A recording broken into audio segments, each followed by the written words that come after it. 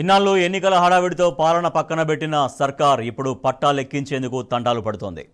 కీలక అంశాలపై చర్చించేందుకు రేపు కేబినెట్ భేటీ నిర్వహించాలని ప్రభుత్వం నిర్ణయించుకుంది. అయితే పార్లమెంటు, ఎమ్మెల్సీ ఎన్నికల కోడ్ అమల్లో ఉన్న తరుణంలో ఎన్నికల సంఘం నుంచి అనుమతి వస్తేనే కేబినెట్ భేటీ సాధ్యం.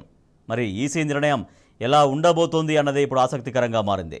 కండిషన్ సప్లై అంటే మాత్రం కేబినెట్ తూతూ మంత్రంగానే సాగనుంది. రేవంత్ సర్కారుకు తలనొప్పి మరింత పెరగనుంది.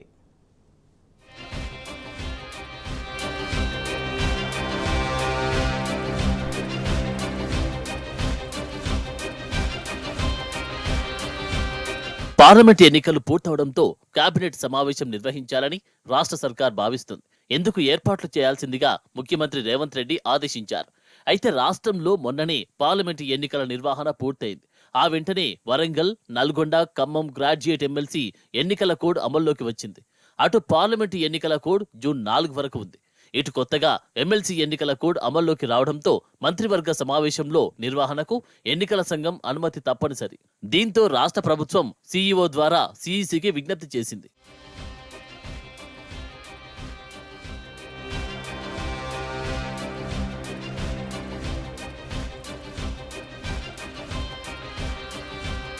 రాష్ట్ర ప్రభుత్వ విజ్ఞప్తిపై ఎన్నికల సంఘం ఎలా రెస్పాండ్ అవుతుందన్నది ఆసక్తికరంగా మారింది. కొన్ని నిబంధనలతో కూడిన అనుమతి వచ్చే అవకాశం ఉందంటున్నారు. అదే జరిగితే ముఖ్యమైన నిర్ణయాలు తీసుకునే అవకాశం ఉండదు. తూతు మంత్రపు వ్యవహారంగానే మిగిలిపోతుంది. అదే సీఈసీ నుంచి ఎలాంటి కండిషన్స్ లేని అనుమతి వస్తే మాత్రం కొన్ని కీలక అంశాలు ఎజెండాలో ఉండే అవకాశం ఉంది. వాటిలో పెండింగ్ లో ఉన్న పునర్విభజన అంశాలు, ఆగస్టు 15లోగా చేస్తామని హామీ ఇచ్చిన రైతు రుణమాఫీ, ధాన్యం కొనుగోళ్లపై చర్చించనున్నట్టు సమాచారం. అదే సమయంలో ఇబ్బడి ముబ్బడిగా ఇచ్చిన హామీలు గుదిబండగా మారడంతో ఆదాయ వనరుల వేటలో పడింది సర్కార్. రాష్ట్ర ఆదాయం పెంచుకునే దిశగా వనరుల సమీకరణ, ఆదాయపు పెంపు ప్రత్యామ్నాయాలపై కేబినెట్లో చర్చించనున్నారు. రాష్ట్రంలో రచ్చరేగుతున్న రైతు సమస్యలపై తీవ్ర వ్యతిరేకత వెల్లువెత్తుండడంతో దాన్ని శాంతింపజేసేలా ఒక కార్పొరేషన్ను ఏర్పాటు చేసే ఆలోచనలో సర్కారున్నట్టు సమాచారం. అలాగే జూన్ నుంచి కొత్త విద్యా సంవత్సరం ప్రారంభమవుతుంది. స్కూల్, కాలేజీలు మొదలవక ముందే విద్యార్థుల నమోదు, పాఠ్యపుస్తకాలు, యూనిఫామ్లు పంపిణీ తదితర అంశాలపై కూడా మంత్రివర్గ సమావేశంలో చర్చించనున్నారు.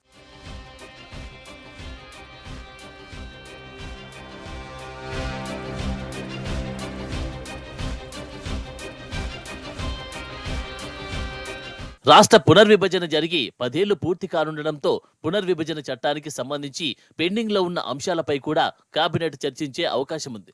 తెలంగాణ, ఏపీ మధ్య అపరిష్కృతంగా ఉన్న అంశాలపై కూడా రివ్యూ చేయనున్నారు. మేడిగడ్డ బ్యారేజీ మరమ్మతుల కోసం ఒక నిర్ణయం జరిగే అవకాశం ఉంటుంది. మేడిగడ్డ రిపేరు చేయకపోవడంతో రాష్ట్ర సర్కారుపై తీవ్ర వ్యతిరేకత వెల్లువెత్తింది. మరోవైపు ఇప్పటికే నేషనల్ డ్యామ్ సేఫ్టీ అథారిటీ ఇటీవలే మధ్యంతర నివేదికను కూడా సమర్పించింది. జూన్ 10లోపు ఆ పనులు చేపట్టాలని ఎన్డీఎస్ఏ ఆదేశించింది. దీంతో నివేదికలోని సిఫారసులు, తదుపరి చేపట్టాల్సిన కార్యాచరణపై కేబినెట్ ఒక అంచనాకు వచ్చే అవకాశం ఉంది.